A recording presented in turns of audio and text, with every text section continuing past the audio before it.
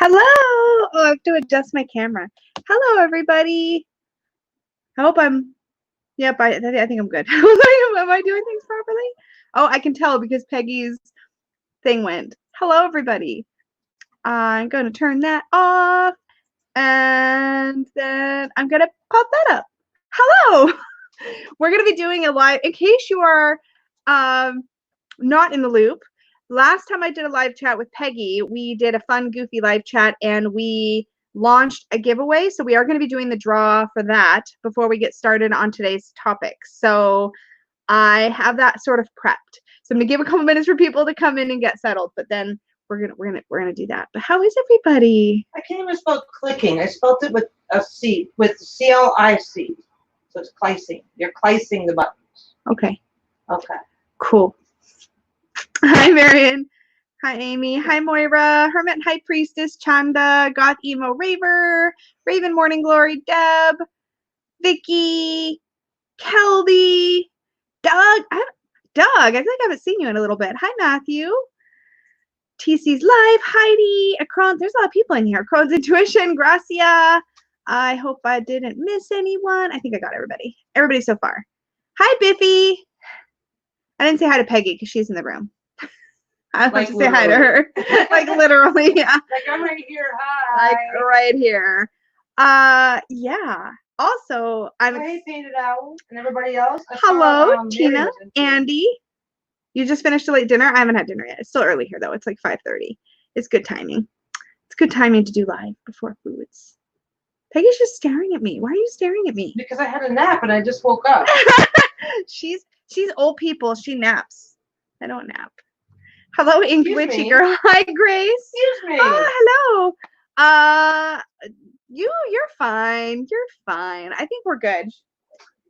So, quick recap of all the prizes in case you are not in the loop and you missed it. But if you missed it, oh, I'm not trying to be a jerk. If you missed it though, I am already finalizing the details on something exciting coming in July because that is my birthday month.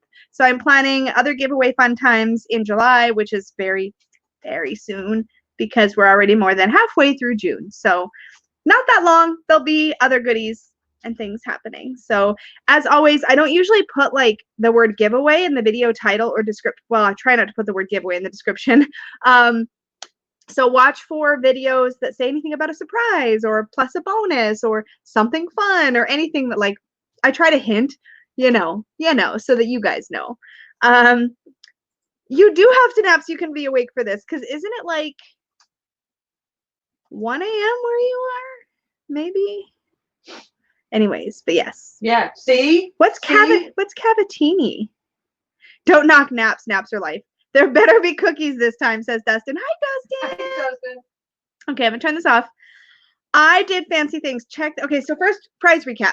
So these are the prizes. So I have the Gil Tarot, which is very gently used. I used it for about a week. And the still wrapped guidebook, separate guidebook for it. So that's one prize some of you entered for. Another one is the Modern Tarot Reader. This is the Antique Anatomy Ephemera Edition Mass Market. It was the first one that came out before I think they fixed some of, oh, I just spilled the cards. I'm wrecking somebody's pride. Yeah, right. This is the one that came out that was the thinner cardstock. I think I heard a rumor that they fixed it. So FYI, but I haven't really used it. I've shuffled it to see how it would shuffle because these are important things. The Stolen Child Tarot, same deal. I did a walkthrough on my channel. I've kept the poem that I printed out tucked into it because this deck is loosely based on the W.B. Yeats poem, The Stolen Child. This is a beautiful deck and it's produced in a beautiful way. It's linen cardstock. It's absolutely stunning. And you can get a digital guidebook as well online. There's a link so you can get that. It's really pretty. Stolen Child Tarot. The last deck that was in the giveaway was the Bix Tarot. Again, opened. I never did film a walkthrough. It's fine. You'll get to be surprised by the cards. I'm sure there's another walkthrough somewhere on YouTube, so you can check it out. And finally, I didn't bring it because I'm a jerk. Where is it? It's over there. It's on the top of the. It's on the top of your bin where all your other good stuff sits. Seriously. Are you sad because you had to move? Look, it's purple and pink. It's right there. If it was a snake, it would have. Okay, you come show it off. It's your thing. You gotta show it I'll off. show it off. Peggy has a ginormous wolfy cloth that the winner can get finished into it's very tall and like it's tall. It's tall. Let's do a scan. So it's a moon, and then it's wolf, and then it's more wolves, and then it's more wolves. I can't tell if I got the bottom. Did I get the bottom? Oh, I can't tell yet. There you go. It's really tall. It's probably what is this, like 44 inches? 40 inches tall. 40 inches tall. It's over 3 feet it's tall. Real pretty. And the back is, if the winner, and the back is this gorgeous like galaxy pretty thing. If the winner gets, the back is the pretty. Peggy's gonna finish the top, all the top in a stitching, and then the winner can, if they think they're gonna use this as a wall hanging, she can sew on some little wall hanging thingies. Okay, so that is the other prize. So it's Caroline. Hello, Caroline. A couple of other people. And Lulu and everybody I missed while I was holding the giant cloth in front of my face. So I've got the prize wheels all ready to go. We're going to go one prize at a time. I loaded people in according to what prizes they said they wanted to be entered for. So gonna do it. Here's the first one. That last video, my God, we talked about I know, it was too much. So I'm going to draw for the Bix Tarot first. I'm really impressed with the wheel. Everybody be impressed by the wheel. Be impressed. Because the wheel matches the deck. I'm pretty impressed. I did have one email entry, so that person is in here noted with email, and we are gonna hit the button. Boop. Did you hit the button? I did. I know. Hi, Mark. Oh, Mark, you still need to send me your address. I can't read it. Tim. Oh my God, I need my glasses. Tina Krajnik is the winner. Congratulations. Yay. So I'm going to write these down because otherwise I'm going to lose track and that would not be good. So I've got Tina for the Bix Tarot. I'm afraid not. Walking on Sunshine. I closed out the entries yesterday at like just before midnight, just so that we had a fair deadline for everybody. Tina Krajnik, Bix Tarot. So Tina and Marg, because I saw you in the room, because you won in the instinct, Marg or Marge. Anybody who wins today or who won last week, send me an email, tarotwithlisa@gmail.com with your shipping address. I think Marg was the only one whose address I didn't get from our live giveaways we did last week. But congratulations, Tina. I don't know if you're here, but congratulations. Yay. Hopefully you see this on replay. Woo! I've got all the information down below too for the winners. Just ideally, I would love to hear from everybody by tomorrow night so that we can ship out as much as possible Friday. But absolute deadline to get in touch with me is Sunday, after which we'll need to redraw. But Walking on Sunshine, you might have missed it, but I also mentioned that I'm going to be doing another one soon. So there's going to be, I guess I can just tease it, probably something like, 5 to 7 days of giveaways for my birthday. So that's happening in July, second week of July. So watch out for all of those videos. Those ones will probably be a little bit more obvious, but yeah, check it out. That is coming up. So let's check out our next one in the list. Hello. Let me pick my next wheel. So we'll draw for the Gil Tarot and book next. Yeah, there's going to be a few. There's going to be a few. And a few are very exciting. Like the closer we get to my birthday, like the more exciting it gets. I'm just saying that's the thing. I mapped it out today, so I'm pretty excited about that. Yeah. So that's so you mapped it out today, did you? I did. Peggy's like, what are you talking about? You already knew about a few of them that were already planned. I just decided to elongate it a little because it's fun to give people things for your birthday. Okay. True. Let's do the Gil Tarot spinny wheel, spinny. Here we go. Spin the wheel, spin the wheel. Gil, I should start writing. Gil. Who is it? Oh, stop spinning already. There we go. TC's Life. Are you in here, TC's Life? I want to know. Congratulations. You won the Gil Tarot. Where did I put it? I've already lost things. the Gil Tarot and Guidebook going to you. Congratulations. Tarot and Guidebook. Oh, you guys are sweet. Thank you. Okay. Congratulations. Is TC's life in here? Were you able? Yep, right here. Oh, yay! It's so exciting when they're in the room. Oh, is it because you? How are you? I don't. Oh, there we go. Thank you so much. I see it. Yay! That's so exciting. Okay, sorry. It's so fun when people are in the room. Okay. I don't know why. It just is. Okay, next up, whatever's next on the list. Let's see. So next up we have. Come along now. Open. Modern Tarot Reader. Oh, lots of names on this one. Y'all wanted the Modern Tarot Reader. Let me tell you. This one was very popular in the giveaway option list. I was like, just throw everybody a Modern Tarot Reader.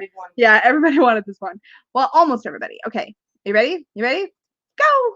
I don't know why I'm so silly, but I can't help it. Okay.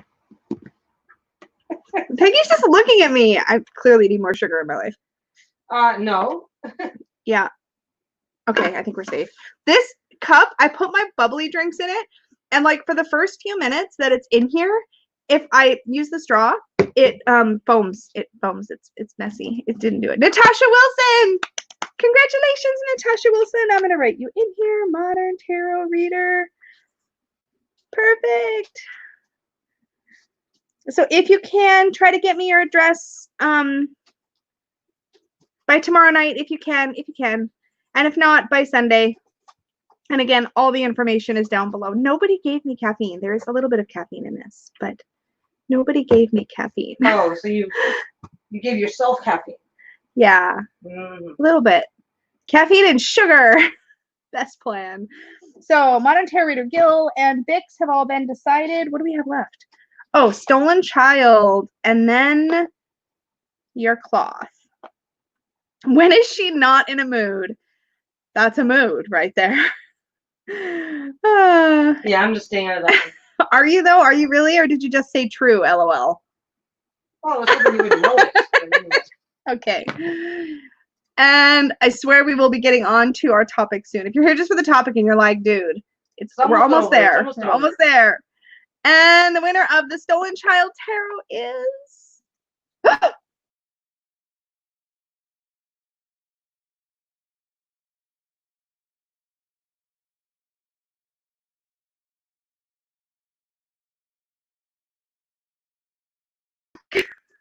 I'm back.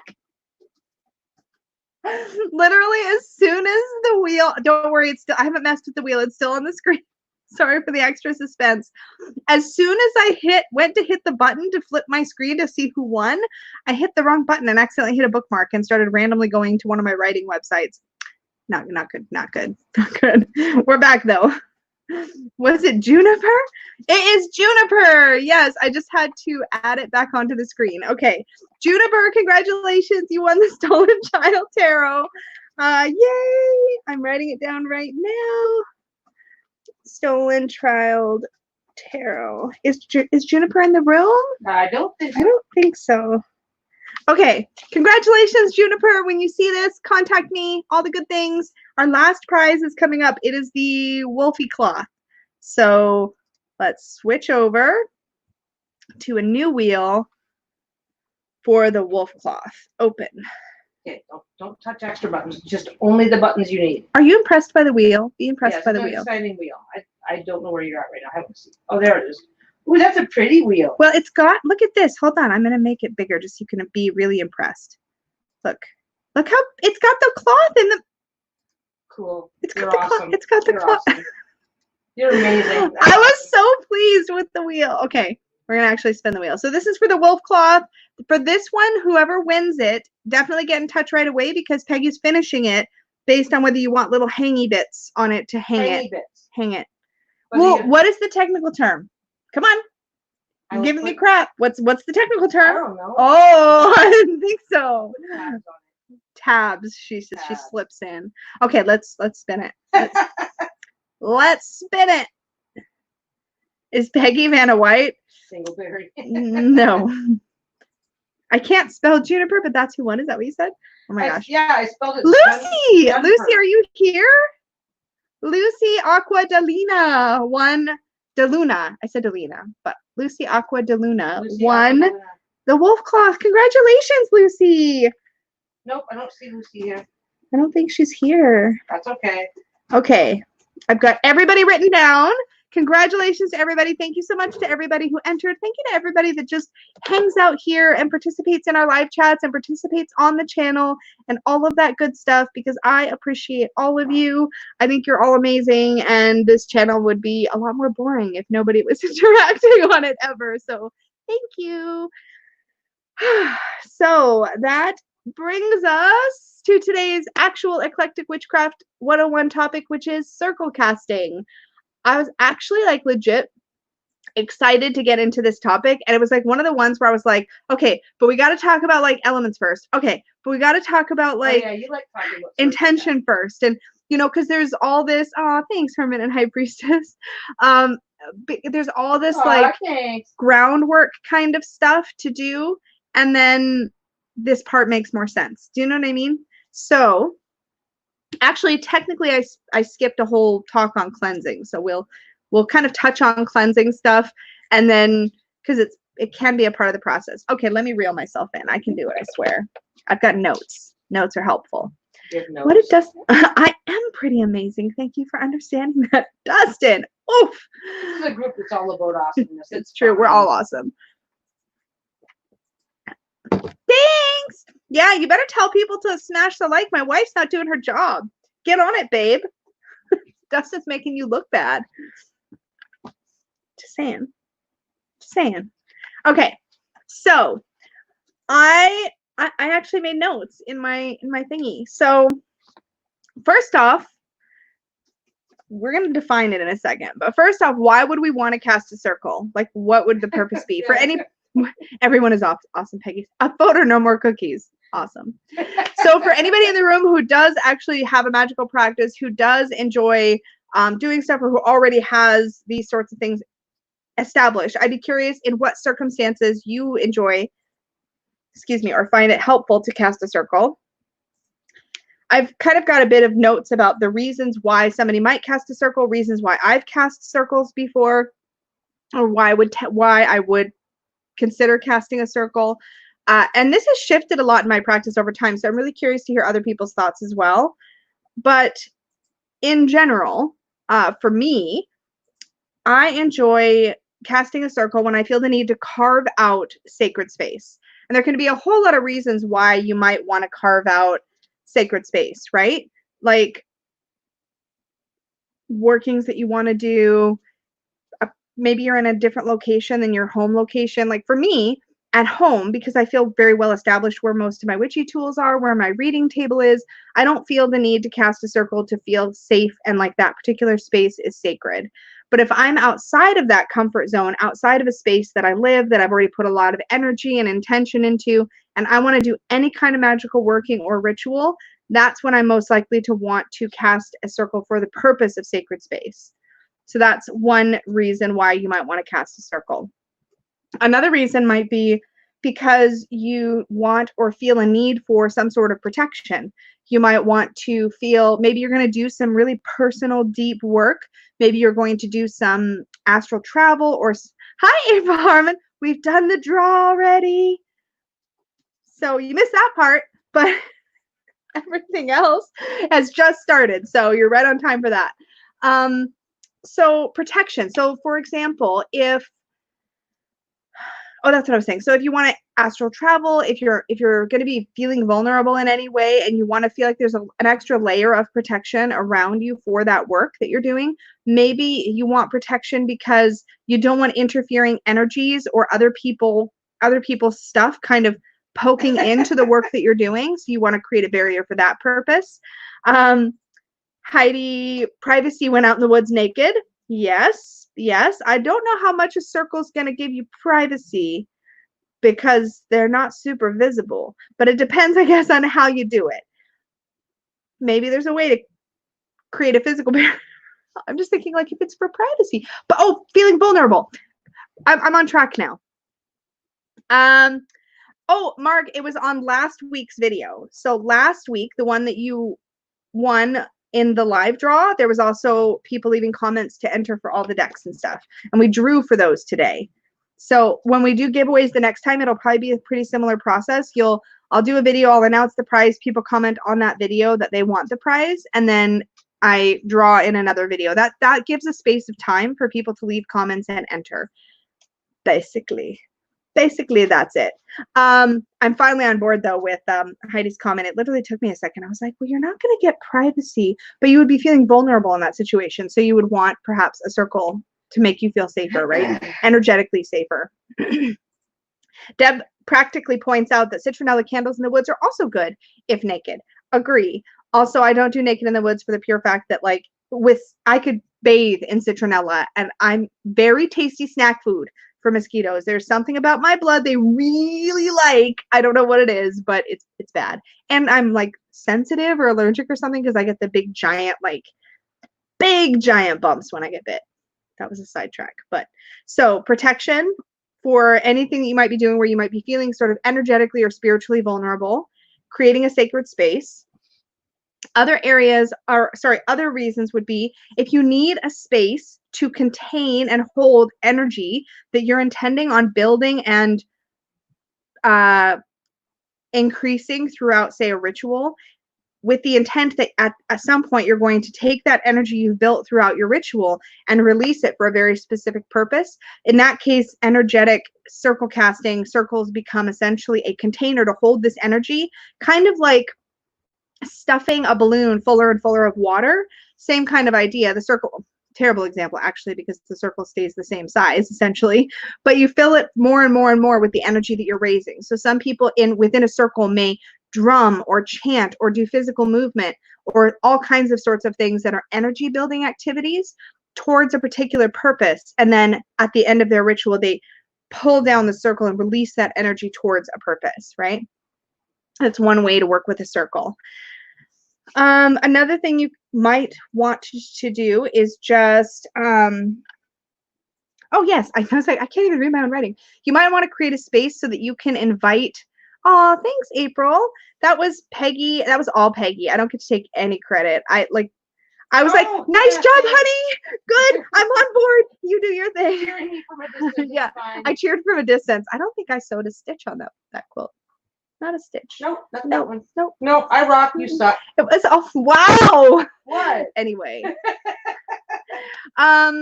Good question, TC. So yes, I think that there are situations where a circle would not be appropriate. So let me answer that now. So for example, I mentioned earlier that if you're already in a space where you feel very safe and you don't have a reason to cast a circle, I don't feel like you should feel like you have to cast a circle. I think there's situations where if you're going to be doing, say, a ritual, and throughout that ritual period of time, you're going to be sending off bits of energy to different people for different things. Maybe you don't. Necessary versus appropriate, two different conversations. That's what I'm clarifying now. Oh, okay. Yeah. I'm just not getting it yet. Yeah. I'm not there yet. So like if you want your energetic space to not have basically an energetic fence between you and whatever it is you're trying to accomplish, then you wouldn't necessarily want a circle, or you'd want a different shape of a circle, which we can talk about in a minute. You can also cast circles with the intention that energy can only flow in one direction. So for example, if you wanted to cast a circle, you're going to be sending all of this energy out. Let's say you're doing a healing and you want the healing energy throughout the circle, throughout your ritual, to be able to go out to different people. You may want to feel like that circle is going to allow energy to leave, to go off to its intended purpose, but isn't going to allow anything to come in and interfere. So I think of circles essentially as a barrier, as an energetic force field or barrier. And if you think of it in that context, then you can imagine situations where it's like, well, I want to kind of refine that barrier so that it doesn't interfere with what I'm trying to do. But in general, I feel like as long as you craft it with your intention in mind, it won't get in the way of anything. I hope that kind of answered your question. I know it's kind of rambly, but I hope I kind of got to the meat of the question. So another reason you might want to cast a circle is if you want to create a space that is specifically inviting to invite another energy in. So while I feel perfectly safe and comfortable in my home and don't feel the need to cast a circle to do certain types of workings, if I want to invite deity energy or guide energy or elemental guardian type energy into my space, just because I feel safe there doesn't mean they feel safe there. And so if I want to invite other sort of spiritual energy in, then in those situations, I feel like a circle is often appropriate because you're creating a neutral space, a liminal space between worlds that A, is easier for those other energies to access, and B, is safe for them because there's not these other interfering things in the way coming into that space. So those are some reasons. Another reason I put down is you may just want to cast a circle because it helps you shift your mindset from your day-to-day mundane sort of muggle life into a sacred mindset of ritual. And this is where sort of the psychology of an eclectic practice comes into play. Hello. Sometimes the purpose of what you're doing is to cue your own brain, your own psyche, that you're doing something different now. It's kind of like, yeah, April. So if you have a sacred space, you don't have to cast a circle, right or wrong, right? And to be completely clear, because what we're talking about here is an eclectic practice, you don't have to cast a circle, period. Like, period. If it doesn't make sense to you, if you don't feel like it has a purpose, if it doesn't align with your practice, you don't have to do it. But I'm just kind of sharing some of the ways in which some people might want to, some of the ways that I want to. So sometimes I'm doing it just to get in the zone. It's kind of like how when you do certain activities, if you create a ritual or a container around that activity, you cue your own mind and body that this is what you're going to do now. As an example, some of us have bedtime rituals. So every night at bedtime, maybe we have a cup of tea or we read a book or we do whatever, and it cues our brain that we're about to go to sleep. So it's time to wind down.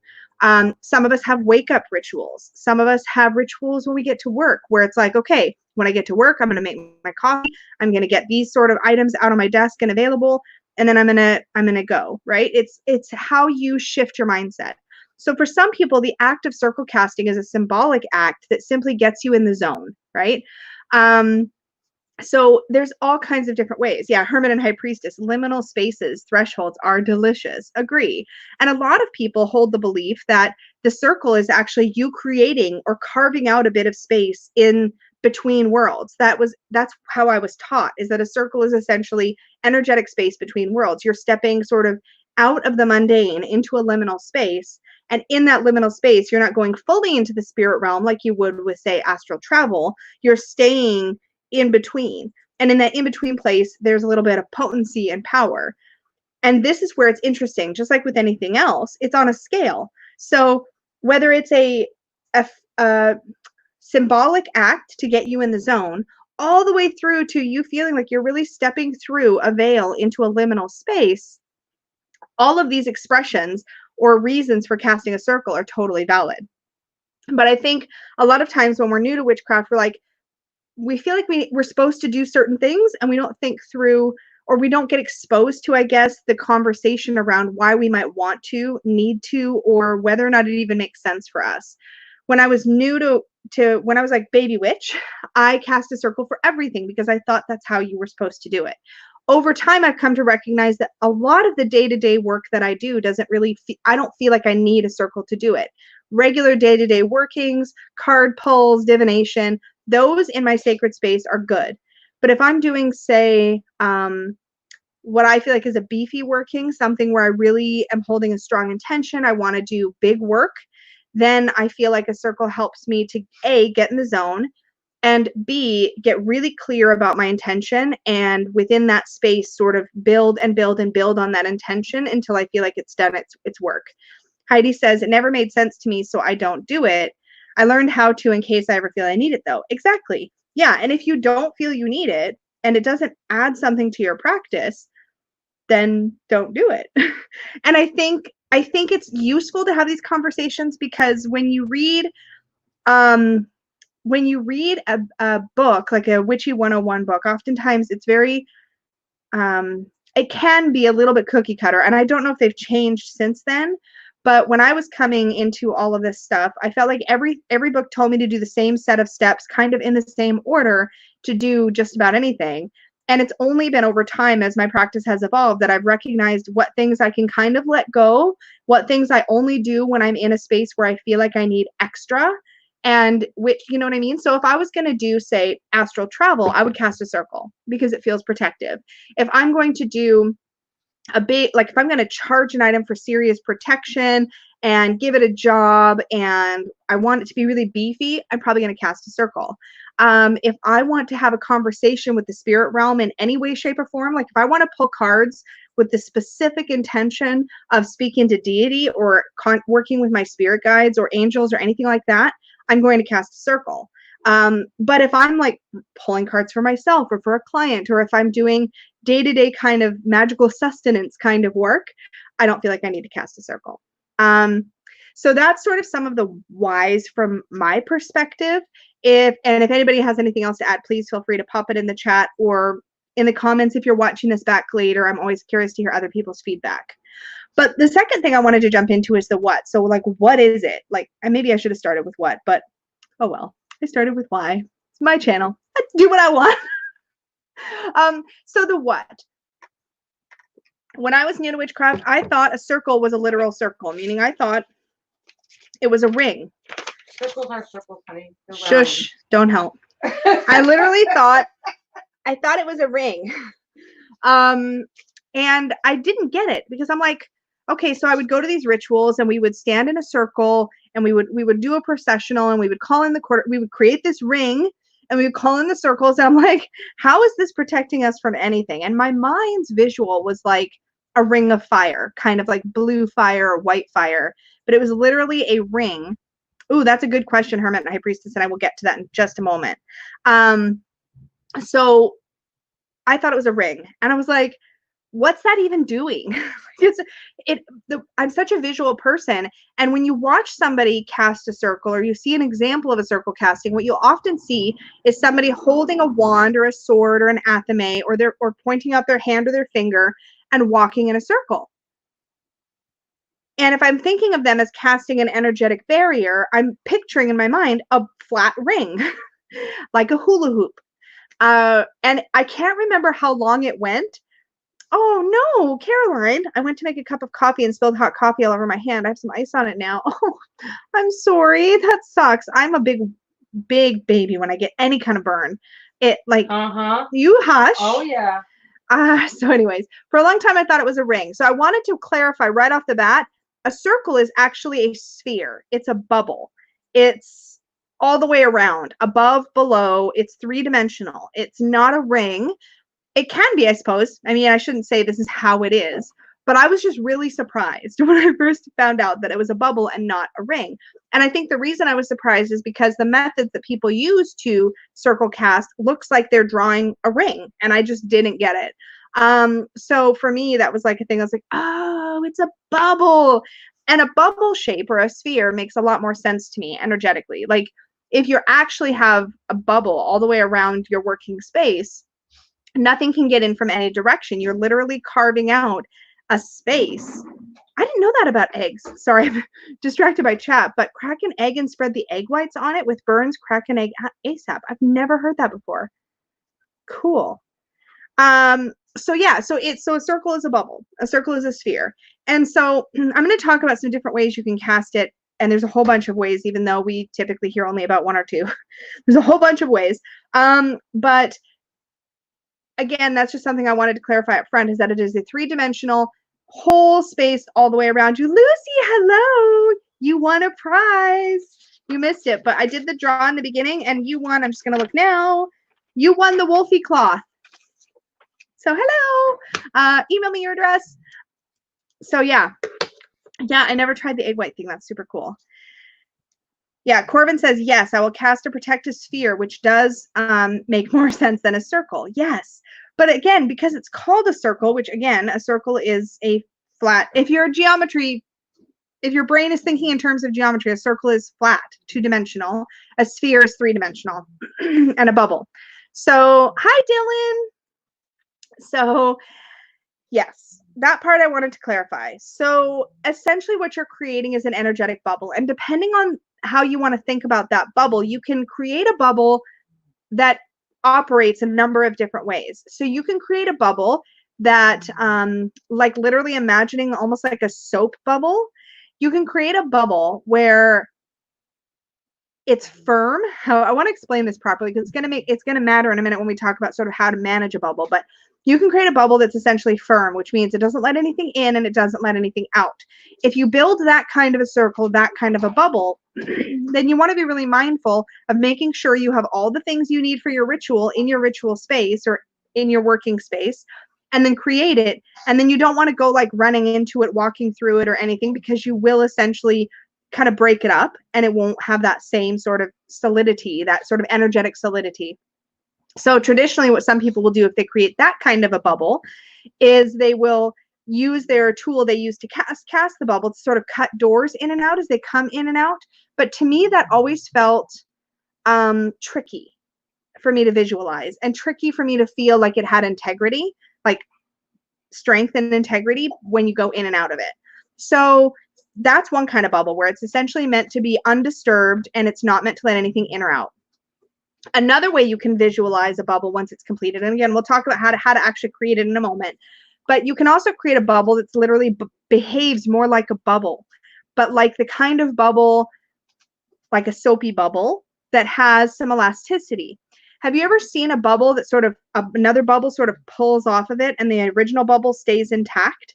So you could kind of visualize a bubble like that would allow you to sort of walk through its edge and it would naturally seal itself up in behind you, right? So it's more organic and more like loose and stretchy. I hope this makes some kind of sense. So yeah, doors can cause energy leaks. Yikes. Yeah, exactly. It just always made me feel not quite the same. And a lot of this was stuff I figured out over time, trying out different kinds of bubbles. Ooh, this is a really good question from Biffy Rose. What are your thoughts about creating a solid bubble and then in walks the cat? So this depends on what you think about cats.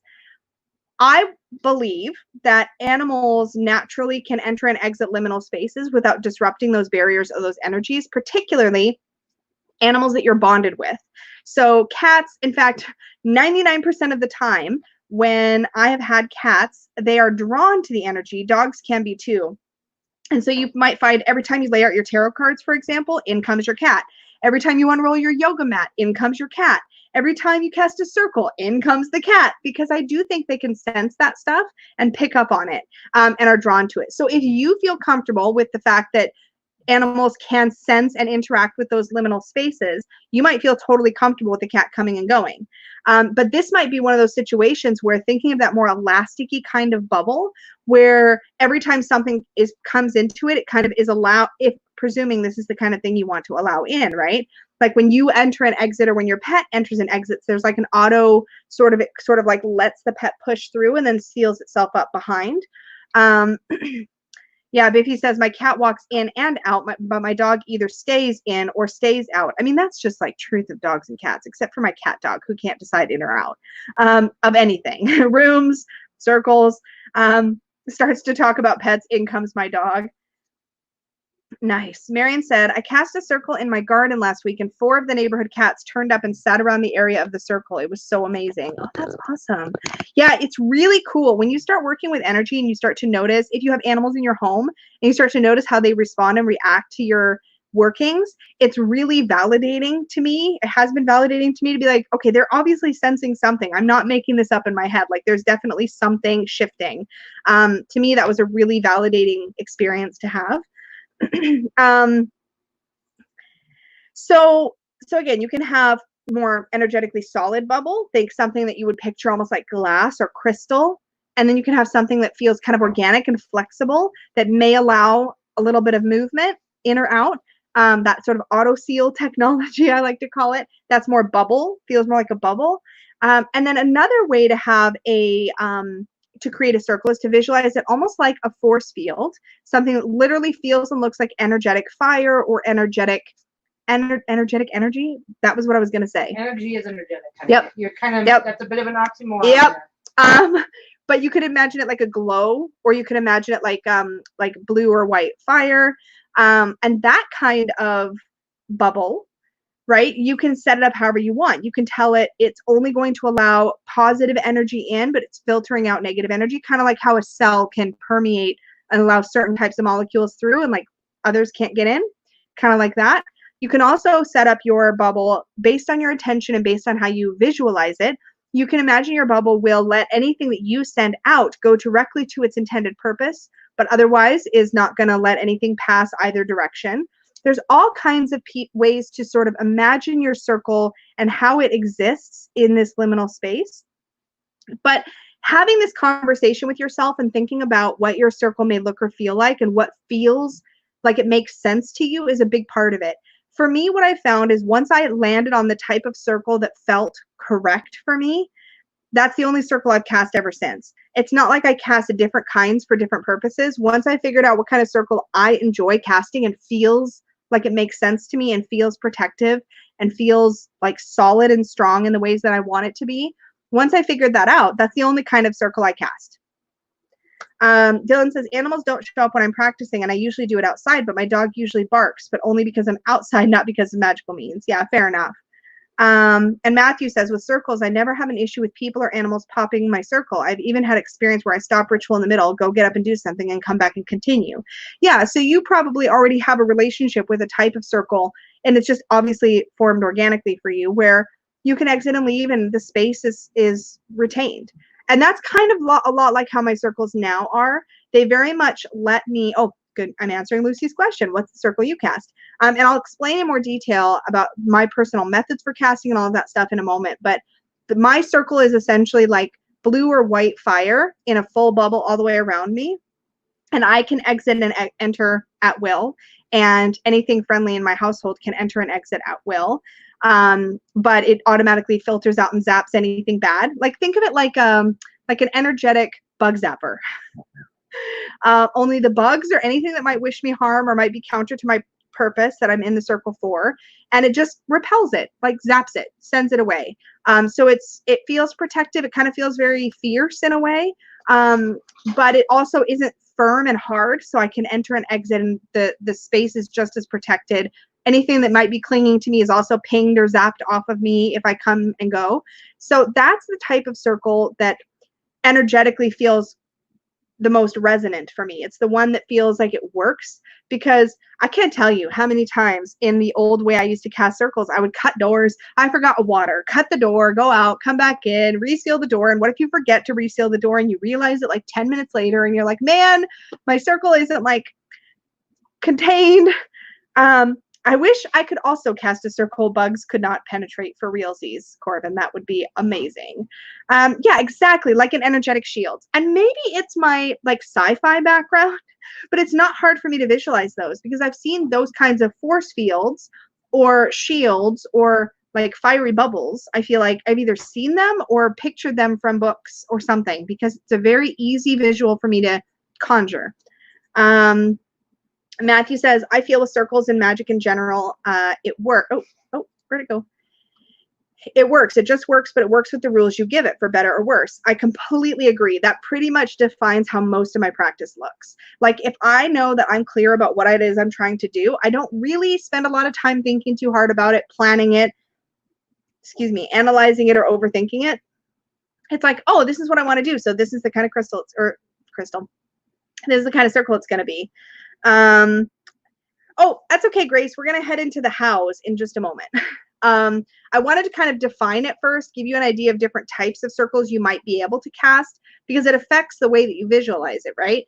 If you're going to create a circle that in your mind's eye looks like crystal or glass, something really solid, then when you're casting it, your visual is going to look and feel a lot different than somebody who's casting one that feels more like crackly and energetic, like fire or flame, versus somebody that wants to create a circle that's going to feel and look a little like a bubble. So the reason I wanted to talk about sort of what it might look like and how it might operate before we talk about how to cast it is so that you kind of have some sort of mental image to hold in your head for when you begin the casting process. Raven says, your circle is based on fire. Mine is based on light. Mine's kind of like a hybrid. It's usually like blue or white and behaves kind of electric fire hybrid, but it's light colored. Yeah, it's like blue or white. That's interesting. Yeah. Time Nexus says, it's more empowering and less distracting if you find the way that works for you. They try to tell you that it has to be cast a certain way. It doesn't. It's your practice. Make the circle your own. Yes. And we're going to talk about a whole bunch of different ways you can cast a circle, some incredibly simple, some more complex. It totally just depends on you. Whale Song 81 says, now mine is I'm surrounded by water. Water is protected by earth like a dam, the wind outside of earth keeping a force on the earth, and then fire on the outside with air assisting the fire. Yes, that's beautiful.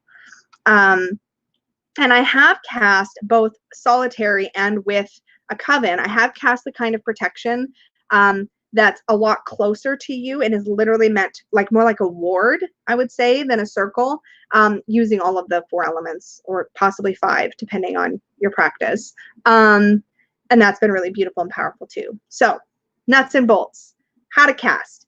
I'm going to tell you first the basic kind of, I think, more common method that I learned, which is based more on like traditional sort of neo-pagan Wiccan kind of practices.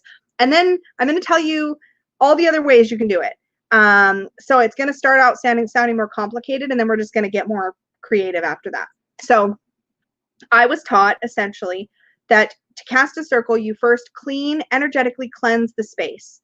So one of the ways that was done traditionally is one would walk widdershins, which if you're in the northern hemisphere is counterclockwise, and I think if you're in the southern hemisphere it's clockwise. So you would walk widdershins with a besom or a witch's broom, and you would sort of sweep above the ground. So you'd hold your broom, like if this is the ground, you'd be sweeping like above the ground in a circle, widdershins, to clear the space of any clingy energies, anything you don't want in the space. And you would walk literally in a circle around the space that you're going to be in. And then after you've done that, you would then take your casting tool, your hand, a wand, an athame, a sword, a dagger, whatever it is you're using, and you would hold your intention with that. You would imagine that the energy is coming out of its tip, and you'd point it straight in front of you, starting sometimes traditionally in either the east or the north, and you would walk diosal or sunwise or clockwise, possibly reverse if you're in the southern hemisphere. I'm a little fuzzy on that. But you would walk in the northern hemisphere anyways. You would walk clockwise, and you would draw this like line of energy all the way around until you get back to where you started from. And you are initially creating a ring. As soon as you've completed your ring, so you've drawn a full circle, you'd have a ring around you of whatever material you're visualizing, right? Then the ring would come up above you like a bubble, and then down below you. So as above, so below, it would create a full sphere around you. Raven Morning Glory says sage. Yeah, so there's different ways to cleanse the space. So sometimes you would take sage, and it's going to be different based on practices and traditions. Lots of different ways, but that was sort of the traditional way that I learned was, yes, so banishing is traditionally counterclockwise if you're in the northern hemisphere, and drawing in is clockwise. So you would cleanse in a counterclockwise direction. However, whatever method you choose to cleanse, some people would cleanse with salt or with water or with salt water, with sacred smokes, with a broom, all kinds of different ways. And then you would physically sort of draw your circle clockwise by walking around the circle, creating your bubble above, below. And once it was sealed, you were in. Yeah. So widdershins referred to that sort of, in, again, Wiccan practice, widdershins meant to go against the sun, and diosal was sunwise, to go with the sun. Yeah. And I missed some comments. Sprays are great for quick cleanse. Totally agree. I will be back. Okay. Yeah. So that is sort of the traditional way of actually creating the bubble that I initially learned. And I did it that way for a long, long time. Let's talk about one of the simplest ways to cast a circle. I will talk about my method shortly because it's a little more complicated, and I want to start with now that I've said the sort of traditional one that I learned initially, a very, very simple one is to ground and center, and we can talk more about that and kind of refresh if anybody's not clear with those terms, but essentially feel yourself connected to the earth, bring your attention to your energetic center, wherever that feels right to you. For me, it's usually solar plexus. Some people, it's sort of sacral area, a little bit lower, sort of lower belly area, but bring your attention to your center and literally imagine an energetic sphere from the center of you that starts right in the center of you. And then visualize, just sit there, stand there, because this one's a great one if you're in a small space, if you can't walk in a full circle, if you're in an awkward space, what if your working table or altar is against a wall? This is a fantastic method for that. But you just visualize this circle, this sphere, at your energetic center, and you just, every time you exhale, you get it a little bigger. So you take a breath in, exhale, it gets bigger. Take a breath in, exhale, it gets bigger. Just like you're blowing up a balloon, and you keep going and going and going until you visualized it as big as you need it to be. This is a fantastic method also for creating an energetic barrier around your entire home, or even going bigger than that. So if you want to cast a real big circle, this is like my #1 way for me to do it. And it's kind of ties in with the way that I cast circle now, depending on what space I'm in. This is one of the easiest and quickest ways for me to get a circle up with a minimum of tools, and all I need is my focus and my attention. And that's why it's really effective and helpful.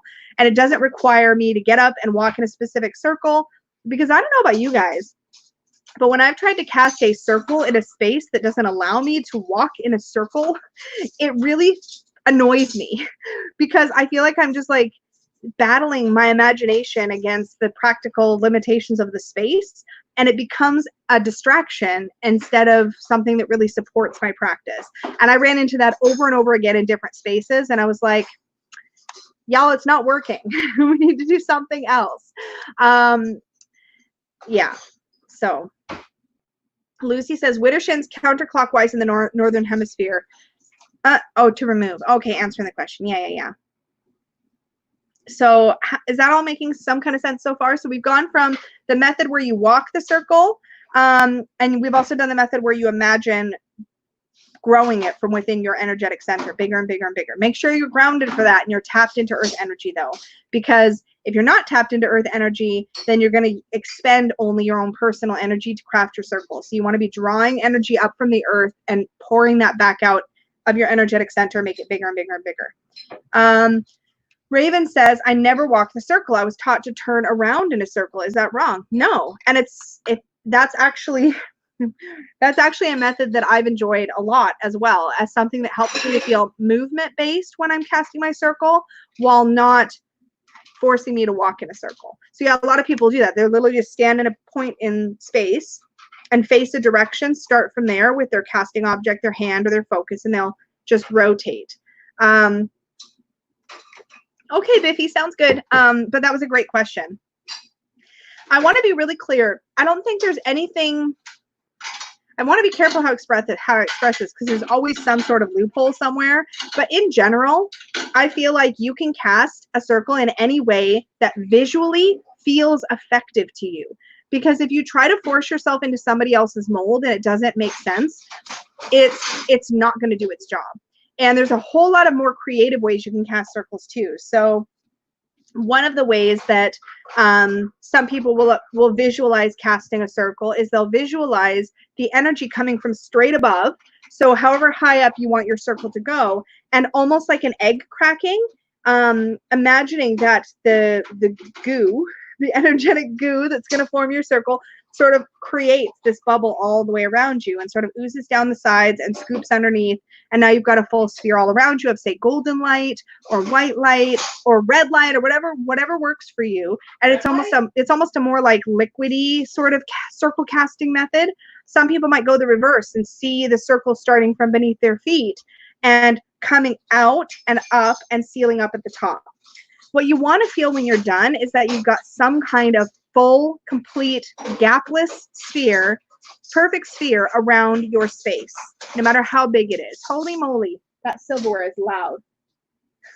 Thank you for doing the dishes. Oh, no, it's okay. I didn't realize it was actually carrying. It may not be. I can't tell. It seems loud. Yeah, Dustin says I wand cast in the middle of the circle and spin. Yeah, a lot of people do it that way. A method that I use now kind of evolved through a lot of trial and error. You know what? I'm going to mute myself and go grab something.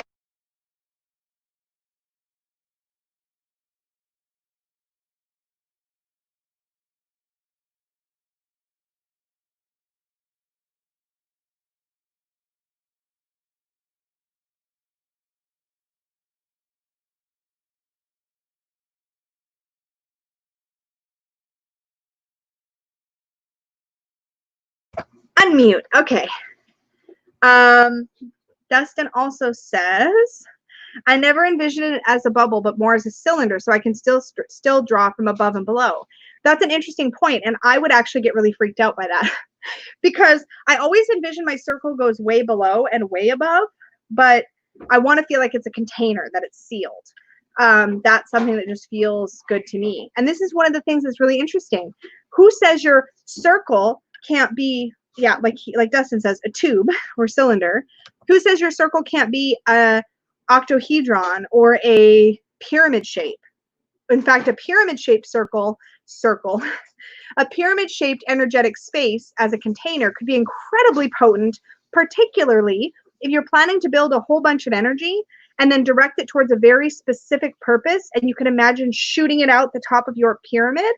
And I think this is what's interesting, is that as we start to like think about what's possible, we realize there's so much that's possible.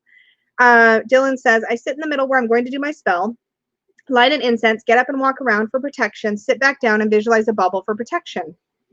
I usually ask my deities for protection. Yeah, I think that's beautiful. I'm going to put that comment up on the screen. I think that's really beautiful. And once you've got your structure, you can then traditionally do a whole bunch of things once you've got it, right? And I'm going to talk about my method in a moment. But once you've got a container, now it's what are you going to do with your container? Are you going to build energy and then release it towards a specific purpose?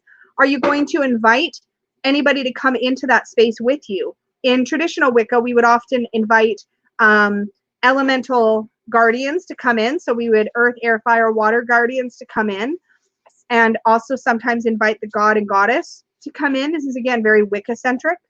You might have a particular spirit guide you want to come in, or you might want to set somebody energetically or ask somebody like a deity or a spirit guide to guard you while you do some astral travel or while you do a particular working. So once you have that liminal space, you have options for how you want to work with it. And that's where we start to get into like building our own rituals and all that kind of stuff, which I think is going to be a whole other topic on its own. But my circle casting, so this is, it's a Stonehenge bag, Peggy embroidered, but this is a stone set of 9 Preseli blue stones. So Preseli, I can't talk. Preseli bluestone is the stone, the same kind of stone that Stonehenge is made out of. And this is actually a set of 9 standing stones. So these actually they have a flat base. They're all a little bit different and they stand. Raven Morning Glory, do you have to invite a god and goddess? Absolutely not. You don't have to invite anybody. Nope. Nope. Nope. You can just be in there doing your own thing and everybody else can mind their own damn business. That works. Right? You don't have to. Absolutely not. A lot of people don't have deity work as a part of their practice at all, right? So I have 9 of these. And what I did for a long time was I learned this through one of the traditions that I participated in, but I would literally use these to create a physical circle around me. So I will place them at 9 points in a roughly circular pattern around my space.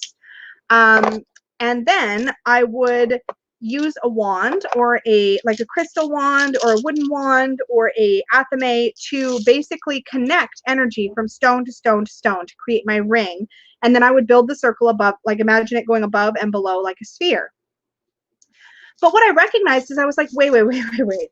So I've got these stones that are Preseli bluestone that remind me of Stonehenge stones. So over time, and I can't remember if I got any of this from that spiritual path that I was just referring to, or whether this was something I came up with. So I'm not taking credit. I just somehow at some point I transitioned. Oh, I'm sorry, Raven Morning Glory. No, I mean, do you have to have both or one or the other? Anything you want. I mean, I'm not kidding. Like, if you want to work just with the divine masculine, you can do that. If you want to work just with the divine feminine and invite a goddess to participate, you can do that. If you really enjoy duality and you want both divine masculine and divine feminine presence in your circle, you can do that. If you want to work with a oneness energy that is genderless, you can do that. And I think this is an important point because I think sometimes there can be some very rigid dogmatic thinking within the neo-pagan community about what you're supposed to do when it comes to deity. And I think that can be tricky to navigate for sure. It's really important that you recognize that it's your practice, so you get to decide what feels right. when I was new to Wicca, what was just getting popular at that time, or it felt like where I was at, just regionally, what was popular at that time was what was called Dianic witchcraft or Dianic Wicca, where you worked only with the goddess. And that didn't feel right to me at that time. So I worked with both a goddess and a god in my circles for a while. But you don't have to do that. And I think it's important to remember that deity, in my opinion, just my opinion, deity is an expression of the divine, and the divine very likely doesn't have a gender. I think it just represents itself to us in whatever way is going to be helpful to us to grow, to learn, to evolve, to whatever. So if you want to interact with deity in a feminine way or in a female way, you can do that, or in a male way, you can do that. But it doesn't have to be that. And sometimes it can just be nebulous, and that's okay. I don't know. I feel like I've soapboxed there. It was not my intention, but so let me get back to my stones. So then over time, what I started to do is I would mark these. I would still put them around my space to be sort of placeholders, mostly as an anchor for me to visualize. And then what I would do is I would go to each one in turn, and this is so tiny. It actually almost feels silly to describe this.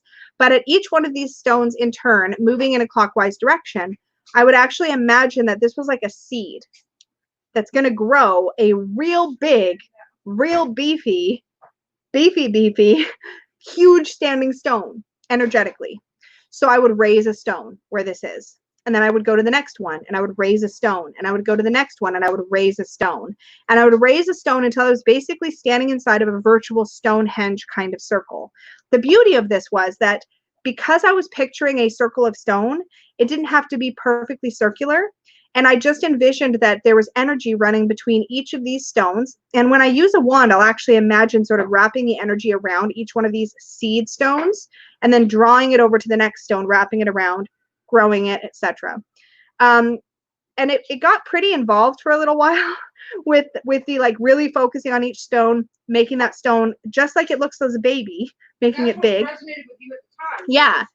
Yeah, no, I'm not apologizing for it. It's all good. Oh, I'm sorry. Anyway, so I would grow each stone, and I would take a long time. I've got a story about that, Matthew. I'm gonna hold that question because I have a story about that. So I would do that with each standing stone, and once all the stones were done, I visualized this like blue or white light, sort of like a web, runs between them and above and below. So if you've ever seen a really beautiful like sci-fi or fantasy graphic that shows like a energetic web like around the planet, and it literally is a complete, you can tell that the energy runs between not just where the strands are, but it's like a web, which is so funny because I'm such a weenie when it comes to spiders. But anyways, I picture this sort of energetic web, and it just starts to glow, and it becomes this cohesive, beautiful organic thing, but it is anchored to these stones. And so I basically am in this visualization of my own personal Stonehenge, and it's amazing and it's super powerful. Over time, I've now gotten to the point, because I've done this visual so many times, that I almost don't even need these anymore. I still enjoy working with them, and they're meaningful to me, but sometimes they can actually be a distraction, because sometimes if I can't place them in the way that I want to place them, like if I've got a table against a wall, now I've got a stone like on my table, which is still fine. It's holding the visual, right? But yes, like ley lines, exactly, Lennon. So sometimes I won't even use these. I'll still have them in my space with me because I feel like they hold the energy of my personal circle. But now, you remember that when I was describing about how you could go to your energetic center and imagine a bubble that gets bigger and bigger and bigger, but you're not physically moving or doing anything? Now my circle casting is literally me sitting in the center of my working space, closing my eyes, and you guys, this feels so badass. I can't even. But like all of my stones come up all at once. They just rise up out of the ground, and then they're like boom, and then they're there. And it's awesome. So it's now this like visual where they all come up kind of all at once. They all rise up. They all look a little bit different. Their network just automatically kind of pops into place once they're in place. And it's like, I feel so safe and so protected, and that space feels sacred. It feels liminal. And it literally takes me about 20 seconds of concentrating. And that's probably being generous, but I feel really powerful doing that visual, because I feel like, having repeated the visual so many times of building each stone, that these stones are now Like each one has its little differences. And because I visualized it so many times, it's kind of like when you build an astral temple and you've gone to it so many times and you know what it looks like and you've put things there and like you know that the surface of this stone is rough in this spot kind of thing. It gets stronger and stronger and stronger as you build it or as you continue to do it. And that has been my most sacred, most special, most me form of circle casting. And yet it looks nothing like what I learned initially. But it was because I let myself experiment and play and like grow from different things. Another really powerful thing you could do is, Corvin just kind of said it, makes me think of the sacred grove in Druidry. I don't know what that is because I don't know a lot about Druidry. Super interested to hear, but you could do the exact same visualization, imagining it were trees. Or if you want the element of water, perhaps you could imagine big waves rising up or big water figures rising up and creating a network around you. There are more ways to visualize a circle than I have time to even come up with. Yes, Lennon says, imagine if you had the giant Easter Island statues around you, so many faces. Yeah, the Morai, Peggy said. I'm back. Peggy's back. But yeah, like food. I'm sorry, guys. there's so many, and this, if you really just let yourself get creative and play with what feels good and what makes you feel really supported, then the circle is going to have a purpose for you, right? If you're just repeating repeating a method you learned in a book or that you were told was correct, it may not ever feel like magic. It may only ever feel like play acting, because that's where I was for a long time. Is I was like, I'm doing the thing and I'm trying really hard to feel like it resonates. And it always felt a little bit weak because I always felt like I was pretending. But when I came up with my own method, something that felt real and true and strong, it didn't feel like pretending anymore. It felt resonant. It felt, and I use that word a lot because it's the best thing I can think of, but it just felt authentic. And authenticity is the core of a really strong magical practice, right? Or spiritual practice. If you're being authentic to what feels right and true for you, you're going to continue to be able to build and grow from that place. Okay, so I had a really great question that I wanted to answer. Mashinda says, I didn't get circle casting and it felt dogmatic, so I drifted away from paganism, but I feel like I'm at least drifting back towards the metaphysical. Paganism, just like any other practice or faith or whatnot, can be incredibly dogmatic depending on what resources you lean into, who you follow, who you watch, read, listen to, etc. I didn't realize how dogmatic it was until I'd been in it for a while. And then I was like, I drifted away from it as well. And as I've drifted back, and I found my way back really in a lot of ways through my tarot practice and divination in general. But as I found my way back, I realized I could make my own rules. And as long as I was in line with my own personal ethics and my own personal belief systems, and I started only doing the things that made sense to me and felt helpful, felt supportive, and I just let go of the pressure to do all those other things. I don't actually, 99% of the time when I cast a circle now, I don't cleanse my space beforehand. Even if I'm outside, as far as I'm concerned, that's already a fine space. And if for some reason I happen to create my bubble around some kind of BS that shouldn't be in there, my stones are going to take care of business because they got the zappies, right?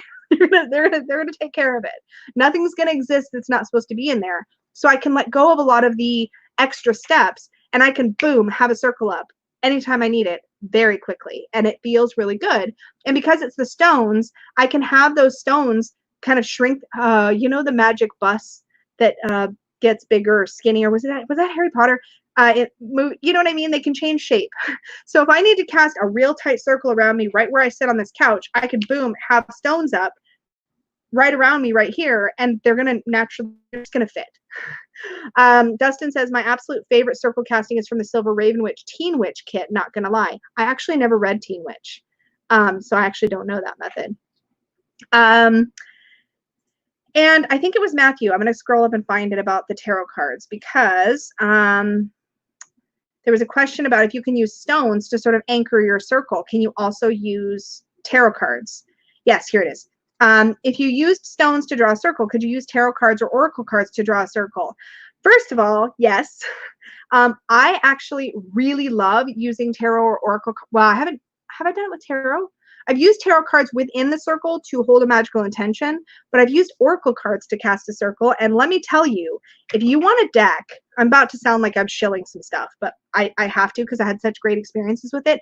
If you want a deck where you can very easily have everything you need for like magic on the go, Angels and Ancestors by Kyle Gray. You know what? I'm going to go get it. I'm going to mute you. I'll be right back because it's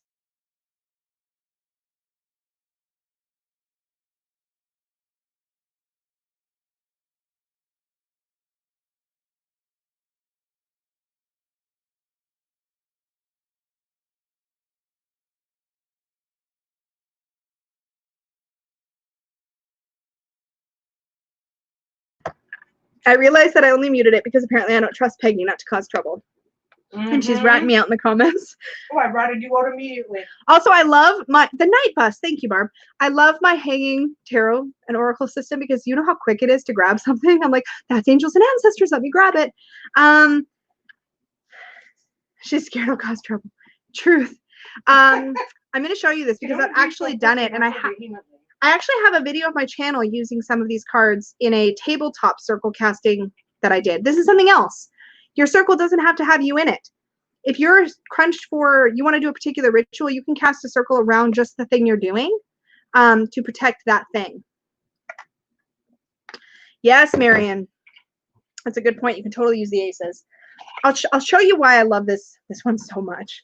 Because there is a card here for just about every intention you could need, in my opinion, in a ritual or in a circle casting atmosphere. So mountains could be great for protection.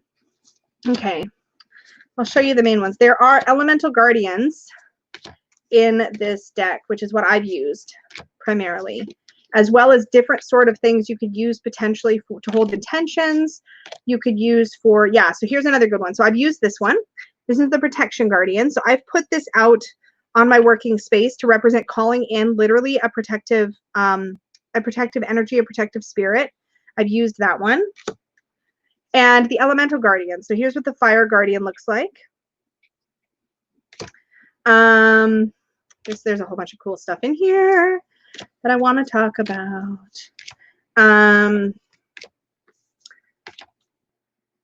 There's a seer card, which is really great for holding an intention for divination if you were doing a circle so that you could do some divination work. There is a mirror guardian, which is wonderful if you're planning to do any scrying. How do you know what decks are in the Peggy bags? Well, because I've selected every Peggy bag because it somehow reminds me of a particular deck. So in the process of selecting the bag and matching it, they're linked, right? So I picked this one with all the really cool different feathers for Angels and Ancestors because it's got all these like angel and directional guardians and stuff in it. But this also feels very, it almost feels like it's got like almost a, I don't know how I want to describe it, like a shamanistic kind of feel to it.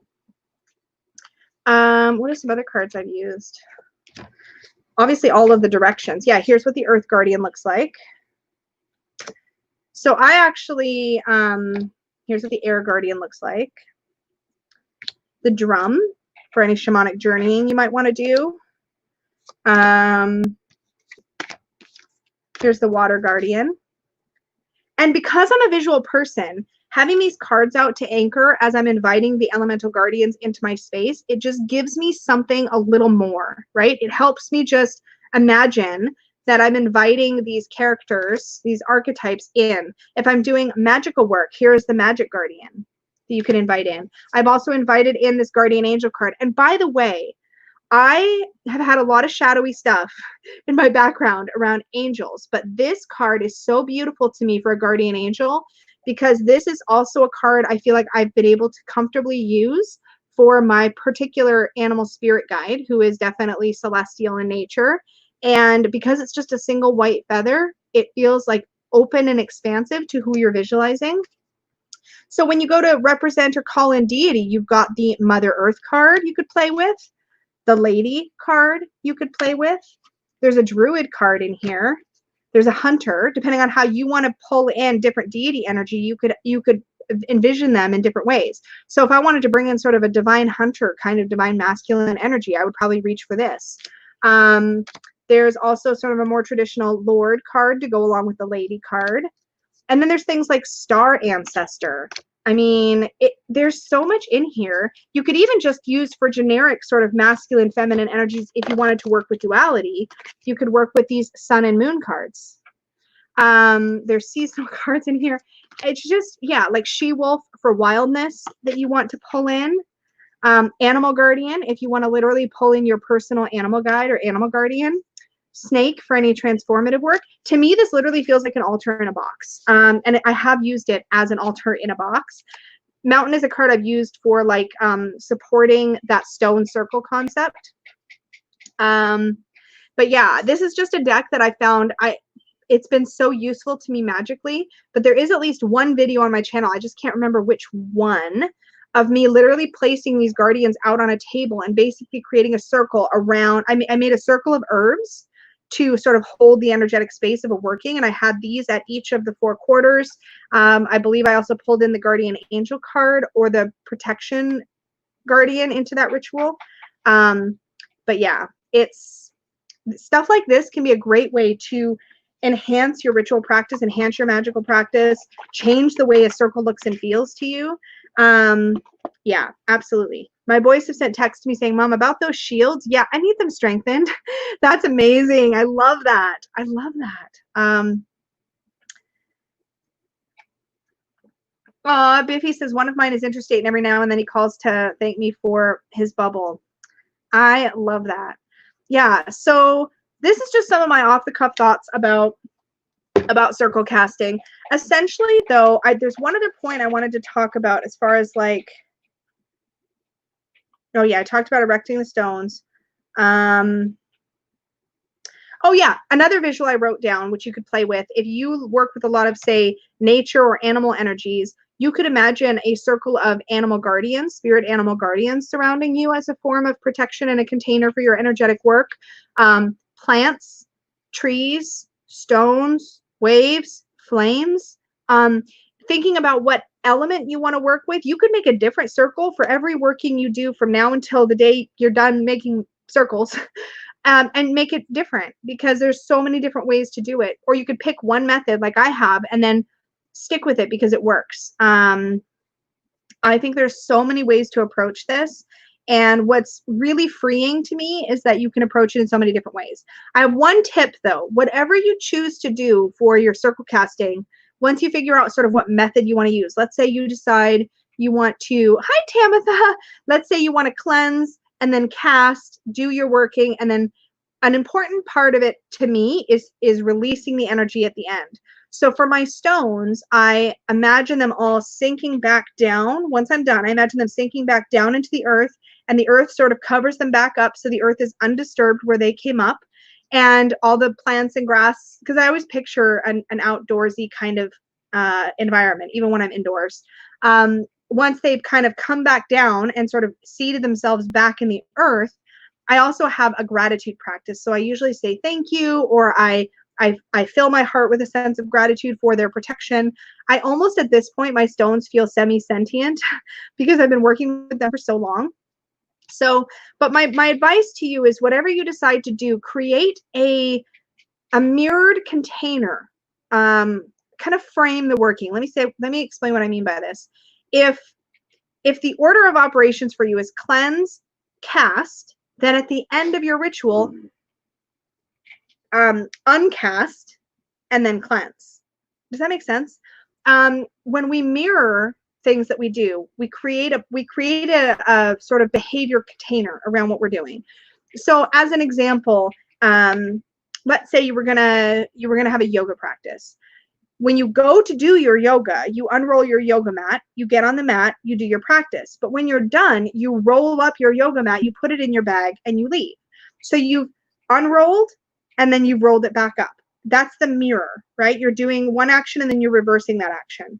So whatever you do to create a circle of any kind, even if it's not a circle shape, whatever you create, what you do to create it, do something that sort of mirrors that to uncreate it.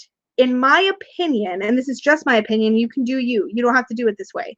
But in my opinion, for example, I raise the stones, so I sink the stones at the end. mentally, it makes sense to me, and it creates a sort of complete loop. And one of the things I've learned about creating a container of behavior around anything is that your subconscious mind starts to learn this as a pattern. And it helps you to shift your mindset when you get into it, because you know when this is done, these are the steps I'm going to do to be done. And it's a way to cue your subconscious or your energetic self to, this is when we're in the work and this is when we're done. Another good example that some of you might get is like dogs, seeing eye dogs, or I know that's not the right term. Somebody, if you know, help me out. Support animals of any kind. Support animals of any kind. They usually have some kind of a vest, something that they wear when they're working. And the reason that you do that is so that the dog understands that when you're wearing this vest, you're doing your job. And when we take the vest off of you, you're done doing your job. And that, yes, guide dogs. Thank you. My goodness. And I think support animals also good. I'm just sitting here going, She's not helping me at all. But having that vest or that outfit or that whatever that they put on tells them this is the mode we're going into. And when it comes off, they know, okay, we're done now. And this works on yourself too. This is why when you, if you know, let's say every time you do ritual, you take all your clothes off. Lots of people do that. That's like a skyclad thing, right? Lots of people do ritual naked. It's a way to get vulnerable. It's a way to just be natural. So some people will do that. But if every time you do a ritual, you take your clothes off, then when you're done doing your ritual, you should put your clothes back on. If for no other reason, yes. If for no other reason than to cue yourself, your spiritual self, your subconscious self, that you're done with that magical purpose now, and it's time to come back into the mundane space. You can also, I mean, it could be anything, right? Like if, yeah, it's hard to describe. And it doesn't have to be involved, right? It can just be any kind of, you do this and then you undo this. Maybe every time you cast, you're getting ready to do ritual, you put on a robe, or maybe you put on fuzzy socks. You take off your robe. Peggy's just trying to make everybody be naked, or at least me. Anyways, maybe you put on fuzzy socks. I'm trying to make you naked. Maybe you put on the same, I'm just ignoring her now. Maybe you just put on the same fuzzy socks every time you do a ritual, or you put on a bracelet, or you wear a particular necklace or a sacred adornment of some kind. These are all really useful sort of techniques to get yourself into that liminal space. Anything that cues you, hi Deviant Witch, anything that cues you that this is magical space, this is magical time. And then when you don't do that thing. My space requires you to be naked. That's nice, honey. This is why we don't do rituals. In public. Because you're dirty. Just Peggy's hijacking the chat, making things naughty. Anyways, I know I kind of threw a lot of words at you guys, but I hope this was helpful. I feel like I just wanted to kind of like throw a lot of possibility at you so you could see, if you don't already, see how flexible this process can be. But if you guys have questions about anything I've thrown out there, or if you're curious about what I meant by something, definitely type your comments in. If you're watching this on playback, type them obviously in the comment section. But if you're here in the chat and there's anything you want me to like dive more into, or anything you don't understand, or you just want to clarify, pop those questions in the live chat. And I'm going to have a sip of my beverage and stop talking for at least 10 seconds, at least.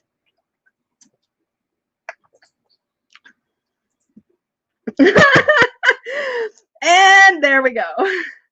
Heidi says, my Wednesday ritual is Lisa Snickers, and now we'll have nudity in honor of Peggy. Yes. Caroline says, Lisa, Peggy wants to put you in her bubble. Sounds so dirty. Yes, she does. Yes, exactly, Corbin. Yes, my service dog totally knows he's working when his vest goes on. Yes, yes, yes. Oh, that's okay, Dindrain. We are wrapping up shortly here. But yeah, if you guys have ways that you cast that you'd like to share, or if you have questions, definitely let me know.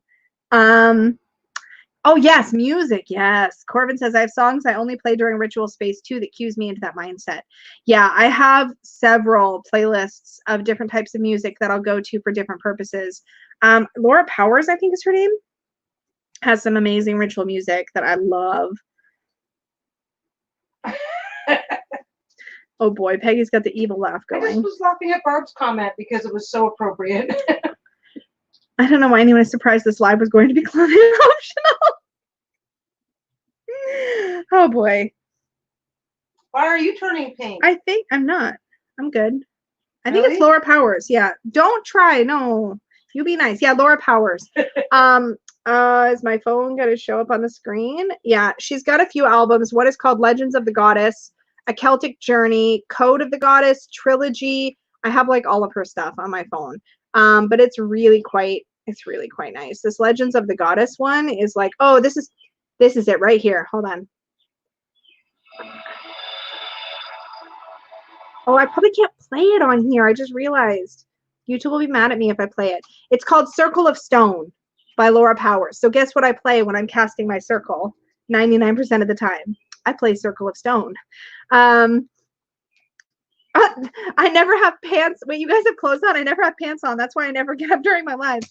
I always have comfy pants on. It doesn't matter how dressy the top looks. Not that I ever look dressy on my channel. Sometimes for 3 Fat Readers, though, I put on like a nice shirt. But I always have comfy pants or jammies on below. Always. That's the beauty of YouTube. If only your pseudo-adoptive brother would move out? I don't get it. What? So Dustin said he's not wearing pants, and we have Steven still living. Oh! Yeah, we can't walk around with no pants. We have a child we would traumatize. An adult child, but still. Oh, Nox Arcana is amazing too. So is Adam Hurst. Yeah, there's some really, really good music that's great for getting into ritual space. There's some really, really good stuff. And I've got a bunch of older stuff too. Robert Gass, I think it's called Robert Gass. The Long Goddess chant is really stunning. We all come from the goddess. It's a stunning chant. Yeah, Robert Gass.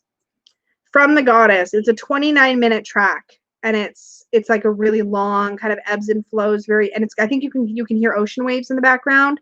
Super pretty. I don't know why I'm showing you. There's nothing to see. But yeah, there's definitely lots of good. Daughters of Gaia have some great stuff. But it depends. Some people love shamanic drumming, or some people love like metal, like rock, like really intense music, right? So it's totally your choice. You don't have to listen to like specifically goddessy stuff. Hi, Lyric. I don't want to say your name wrong. Feel free to correct me, but hello and welcome. We're actually just wrapping up here in a minute. Matthew, that's me. Oh, with metal. Yeah, I actually know several people who listen to like really heavy, like metal or rock in their ritual space. Anything that has, if I want to build energy, I will listen to anything with a good deep bass drum beat. If I want to just get in the zone and feel really kind of spiritual and floaty, then I'll listen to some of this other stuff I've talked about. Oh, Coral. Well, that makes it much easier. Welcome, Coral.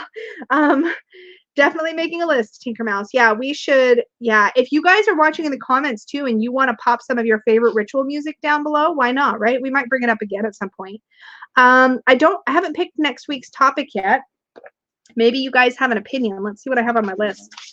Grounding and protection probably is a good one. Actually, that's the first one. I don't think I've done that. Grounding and protection. Yeah, I love playing penny whistle or flute in ritual space too. I have to get my whistles out. They're in storage. I haven't had them out for a while. Thunderstruck. Damn the Bard is really good. Yes. Yeah, my ocean drum is it's so good. It's so good. And you can get them on Amazon for not that much money.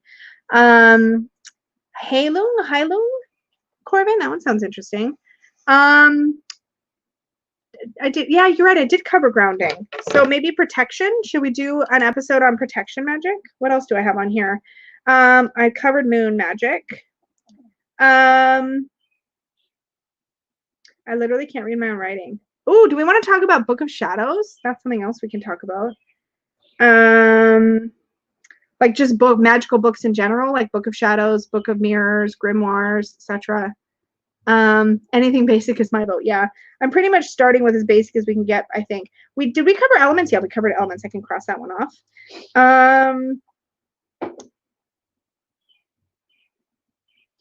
Oh my gosh, there's so much stuff on here.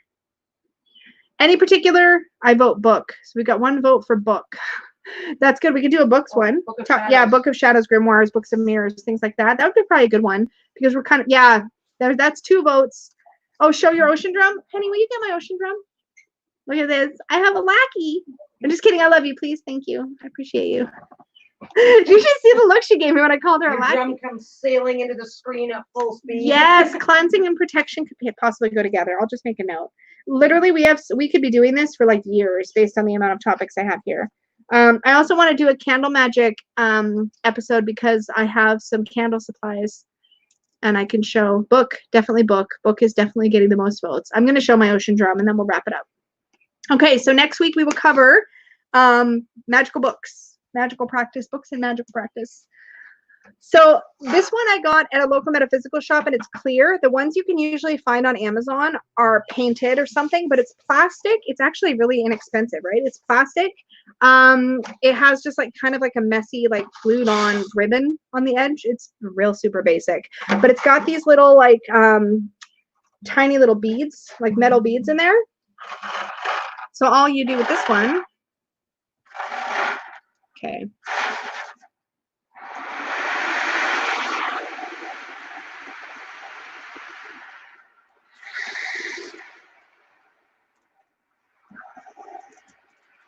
Make it go, Deb says.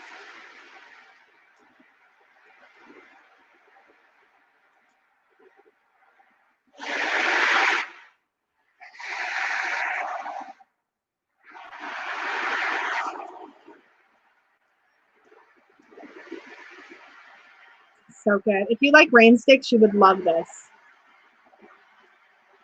Because you can basically get it going in like perpetually. It like never quite fully stops. Lisa's Spirit. Hi guys, this is episode 215 of the Eclectic Witchcraft series. So yeah, that is an ocean drum. And this is a small one. This one cost me about 25 bucks Canadian, I think. It was really inexpensive. I have a link. I have a link here.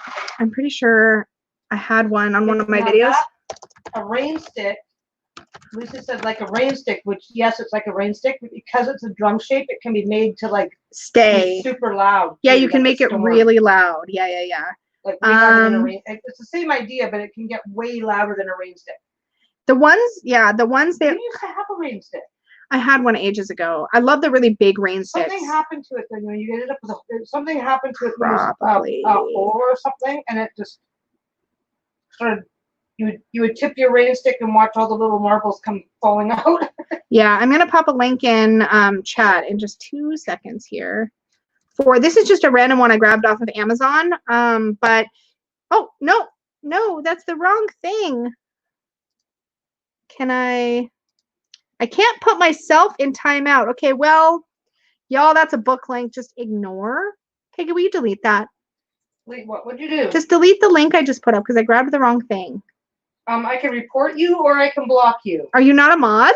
I'm a mod, but because you have the. Oh my channel, God! I don't get to delete your comments. That's probably a link to a Narnia book. Hold on. The Narnia book? Probably, because I may have found her. Everybody's gonna look at my book. It's porn. No, it's not. It's a Narnia book. Yeah, it's a Narnia book. I told you. Okay, let me grab a proper link. I swear. Could it be Narnia porn? I'm pretty sure. Also, we probably shouldn't say porn on my channel. Just saying. It's live. No deleting. Mods can delete anything they want. Anyways, here's the Amazon link to an ocean drum, books aside. You can delete your comment, but I can't. That's really weird. You can't. You're the channel owner. You have next level status. Right. Oh, I can say whatever I want. Yeah. Nobody can get rid of it. Good to know. Good to know. Yeah, I can. I just have to do it from YouTube, and I'm in StreamYard, so I have to wait until I am not in StreamYard anymore. It's fine. Yeah, I can totally retract it. It's not a big deal. It's like a link to an out-of-print book that I recently found and may have purchased for myself. Maybe. From Germany, because Narnia is amazing. Also, random side note, since I'm trying to get things to happen on my browser tab anyway, we can only block our report. Don't report me. Also, don't block me. Oh my God. It's fine. I don't mind that y'all know I'm into Narnia. It's cool. It's cool. I have an obsession. I stumbled on an article on like a druidry website where they were talking about the pagan overlap of Narnia, even though it has a lot of the Chronicles of Narnia, even though there's a lot of like theories about the Christian overlap as well. You never deleted your comment though. I know, because I can't get my page to load. Oh. So I can't do anything. It's fine. So it's just gonna stay there until after the chat's done. Too late, you're blocked. Okay, I'm gonna wrap it up. We're at an hour and a half, and I gotta go delete my book comment because it has no point in this chat. Anyways, you can leave it. It's just Narnia. Yeah, I think I was telling you. It's not like it really was. Thank goodness.